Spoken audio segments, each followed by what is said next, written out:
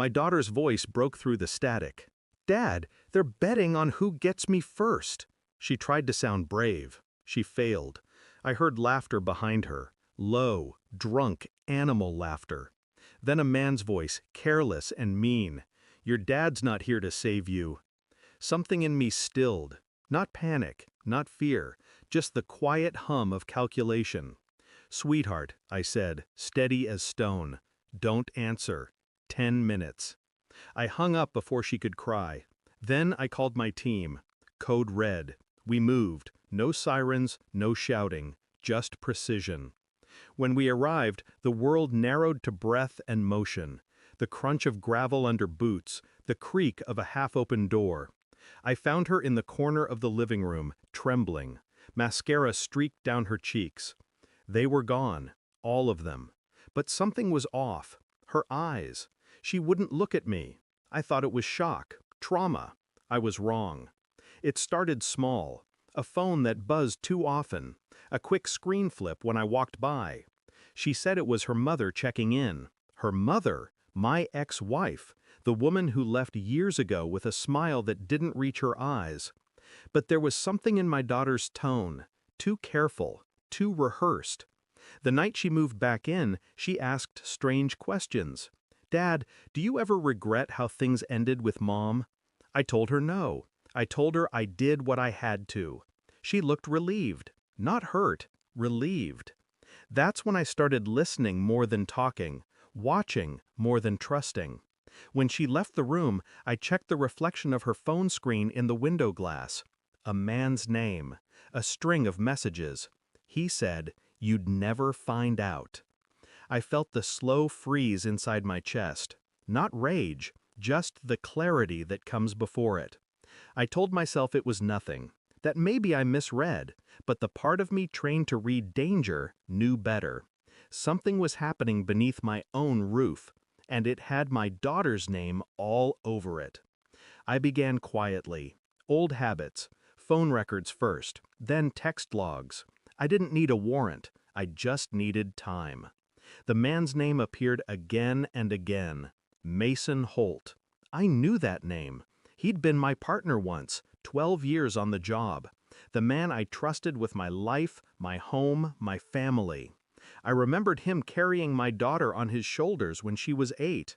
Her laughter, his grin, my ex-wife's eyes shining. It clicked then. A thread I'd ignored for too long. I traced the calls, her number to his to hers, night after night. Every word she said replayed in my head. Every half smile, every lie that sounded like love. But I stayed quiet, played the part of the tired father trying to rebuild. Inside, I planned.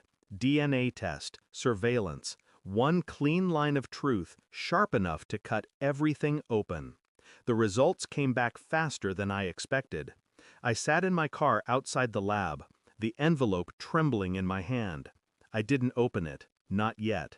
Some truths, once seen, don't let you sleep again. I waited until she was home, until the evening light spilled through the windows and the house was too quiet. I placed the envelope on the table. Her phone buzzed. She silenced it instantly. "Who's Mason?" I asked. She froze. No tears, no denial.